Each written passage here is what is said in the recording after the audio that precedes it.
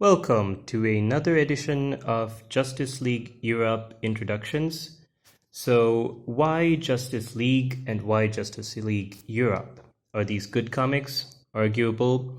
Are these need to know essentials? In my point of view, if you want to know about DC Comics and like TV shows like Flash and Arrow, then you probably want to know a little bit of who's Justice League Europe is like a who's who of everybody in DC. Also, we know that Justice League is like the equivalent of the Avengers in DC, and there have been several titles like Justice League America, and obviously we are most familiar with this team: Batman, Wonder Woman, Superman, Flash, Green Lantern, Aquaman, and Manhunter.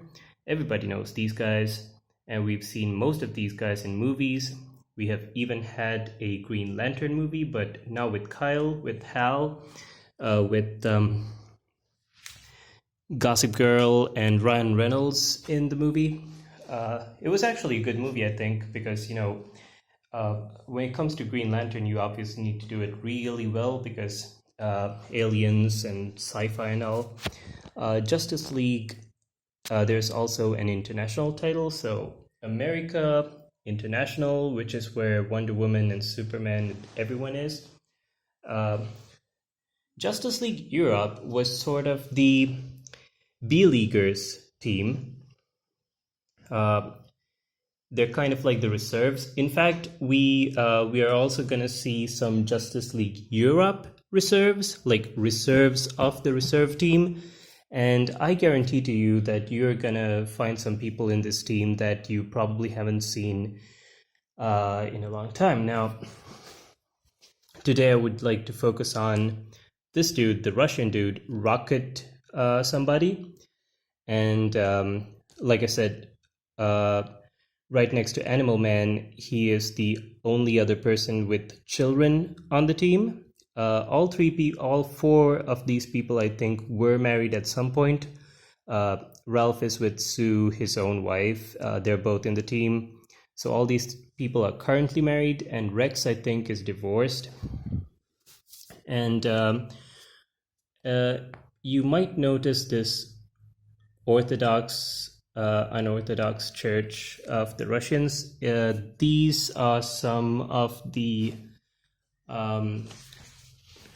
same story over here. Russia is burning, and as soon as you flip the page, like this is one comic where the Rocket dude is prominent, and Kara, for some reason, is always drawn in provocative ways. It's called Red Winter, First Chill.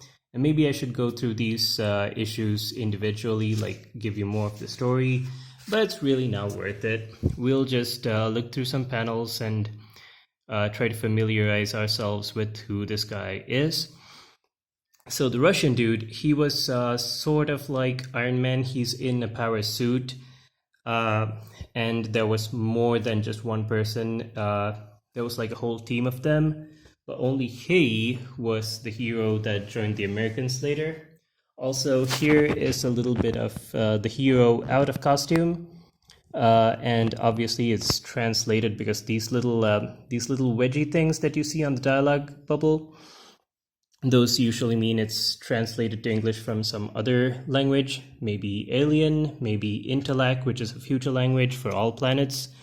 So he's got a Russian accent, and he talks a little funny. He's like, Max, it is the Justice League. You'll get used to it, unfortunately.